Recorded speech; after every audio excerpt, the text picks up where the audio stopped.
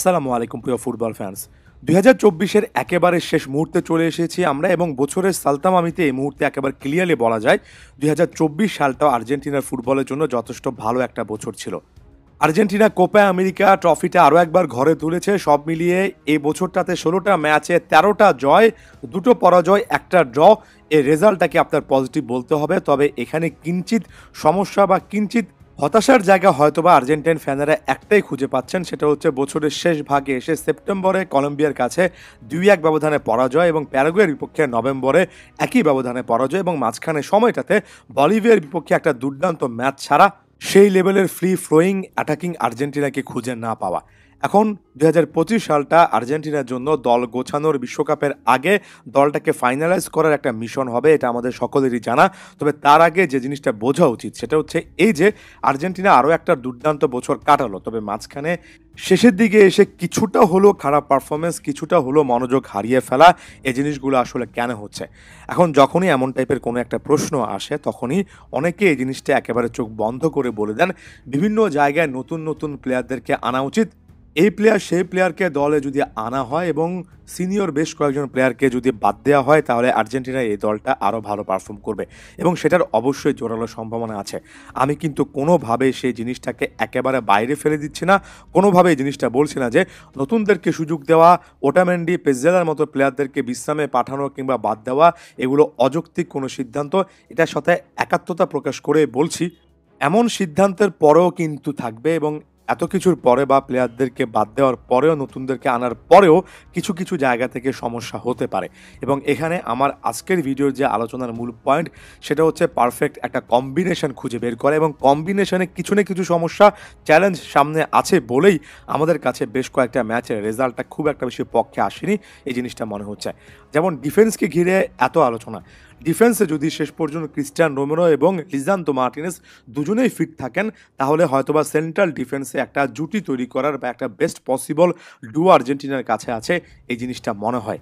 সাম্প্রতিক সময়ে ইয়াং বা বয়সে তুলনামূলক কম হিসেবে লিওনার্দো বালের্দি ভালো পারফরমেন্স দিয়েছেন, তাকেও এখানে যুক্ত করা যায়। তবে তাদের দুজনের মধ্যে অর্থাৎ লিসান্দ্রো বা ক্রিস্টিয়ান রোমেরোর মধ্যে যে কোনো একজন যদি ইনজুরিতে পড়েন, যেটা কিনা তারা ধারাবাহিকভাবে ২০২৪-এ পড়েছেন, সেক্ষেত্রে অন্য একজন সেন্টার ব্যাক খুঁজে বের করার জায়গা থেকে এসে সিনিয়রিটি প্রিন্সিপাল চলে আসে, সেখানে জার্মান পেজদেলা কিংবা নিকোলাস ওটামেন্ডির খেলার সুযোগ চলে আসে।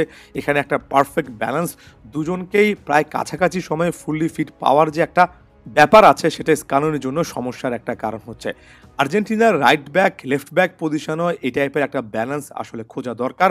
দুজন রাইট ব্যাক দুজন লেফট ব্যাককে নিয়ে একই সাথে কাজ করতে হয়। যেমন আপনার যদি ডিফেন্সিভ মেন্টালিটির একজন রাইট ব্যাক দরকার হয়, সেক্ষেত্রে ঘুরে ফিরে গঞ্জালো মন্তিয়ালকে একটা অপশন বলা হয়, এবং যদি আপনার ফাইনাল থার্ডে অনেকটুকু ক্রস করতে পারে এমন একজন রাইট ব্যাক দরকার হয়, যেটা আনহেল ডি মারিয়া না থাকার কারণে একটা অ্যাটাকিং অপশন রাইট সাইডে আসলে দরকার। সেক্ষেত্রে নাহুয়েল মলিনার চেয়ে বেটার অপশন অন্তত ফাইনাল থার্ডের অ্যাক্টিভিটিতে এই মুহূর্তে নেই। হ্যাঁ, পাবলো মাফিও এখানে একটা সমাধান হতে পারেন, আরও একাধিক প্লেয়ারের নাম বলতে পারেন। তবে রাইট ব্যাক অ্যাটাকিং মেন্টালিটির নাকি ডিফেন্সিভ মেন্টালিটির ম্যাচের ওই মোমেন্টে কাকে দরকার, এই ইকুয়েশনে দুজনের একটা ব্যালেন্স চলে আসে। নতুন প্লেয়ার আনতে গেলেও সে ব্যালেন্সটা বজায় রাখতে হবে, সেক্ষেত্রে মন্তেল মলিনার মধ্যে যে কোনো একজনের উপর ফোকাস রাখতেই হবে।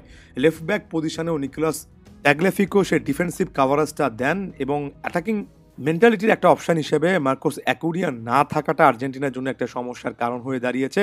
এখানে ভ্যালেন্তিন বার্কো কিংবা ইয়াংস্টার হিসেবে যেই আসুন না কেন, ওয়ান্স অ্যাগেন তার সাথে আরেকজন তার ঠিক বিপরীত প্রোফাইলের ফুটবলারের একটা ব্যালেন্স তৈরি করা লাগবে। এটা স্কালোনির জন্য এখনও একটা বড় চ্যালেঞ্জ। ডিফেন্সিভ মিডফিল্ডে আপাতত কখনো এনজো ফার্নান্দেজ, কখনো কখনো ম্যাক অ্যালিস্টারকে খেলানো হচ্ছে। লিয়ান্দ্রো পারেদেসের জায়গাটা ফার্স্ট চয়েস 11-এ এখনও নিশ্চিত নয়। এনজো বারানেচিয়ার মতো ডিফেন্সিভ মিডফিল্ডার আছেন, দলে এখনও সুযোগ পাচ্ছেন না। তবে যথেষ্ট ভালো অ্যালান ভারেলার মতো অপশান আছে। তবে সকল কিছু আসলে নির্ভর করছে মিডফিল্ডে বাকি পজিশনগুলোতে কারা খেলবেন এবং তাদের মধ্যে মিডফিল্ডে অন্তত 3জন প্লেয়ার খেলালে তাদের মধ্যে আসলে বন্ডিংটা কেমন। ফাইনাল থার্ডে লাউতারো মার্টিনেজের সঙ্গে লিওনেল মেসির যে একটা কানেকশন আছে, সেটা পেরুর বিপক্ষে সর্বশেষ ম্যাচে লিওনেল মেসির অসাধারণ অ্যাসিস্ট থেকে লাউতারো যে গোলটা করেছেন সেখানেও ফুটে উঠেছে। থার্ড একটা অপশান হিসেবে হুলিয়ান আলভারেজকে খেলাতে গিয়ে আলভারেজ লেফট সাইডে অনেকটা উইঙ্গার কাম অ্যাটাকার এমন একটা অপশন হিসেবে খেলছেন। এই জায়গা থেকে আলভারেজ অবশ্যই ভার্সেটাইল একটা প্রোফাইল হিসেবে অনেকটুকু সার্ভিস দিচ্ছেন, তবে লং টার্ম ধরে আসলে এটা তার প্রেফার্ড পজিশন কিনা, এখানে অন্য কোনো কম্বিনেশন ট্রাই করানোর সুযোগ আছে কিনা, এমন অনেক প্রশ্ন স্কালোনির সামনে রয়েছে। ঘুরে ফিরে নতুন মুখ আপনি আনতেই পারেন, যুক্ত করতেই পারেন, তবে সেই নতুন মুখেরা বাকিদের সঙ্গে কতটুকু কম্বাইন করতে পারবেন, এখানে কতটুকু সমন্বয় হবে, সেই জিনিসটা একটা বিশাল প্রশ্ন। তাই আমার কাছে বেশ কয়েকটা পজিশনে নতুন মুখ আনার পাশাপাশি সবথেকে গুরুত্বপূর্ণ একটা প্রশ্ন হচ্ছে নতুন মুখটা আনার পরে দলের মধ্যে ওভারঅল ব্যালেন্স এবং কম্বিনেশনটা কি হচ্ছে স্কালোনির জন্য মূল একটা চ্যালেঞ্জের জায়গা 2025-এ। আমার কাছে সেটাই মনে হয়। ধন্যবাদ সবাইকে।